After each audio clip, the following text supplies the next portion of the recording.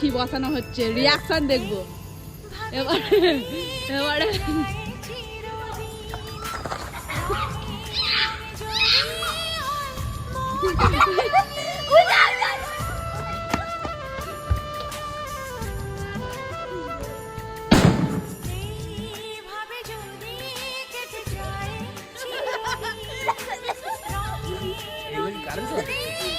ওই সাইডে কি ফেলে ধন ধন উড়ে যায়।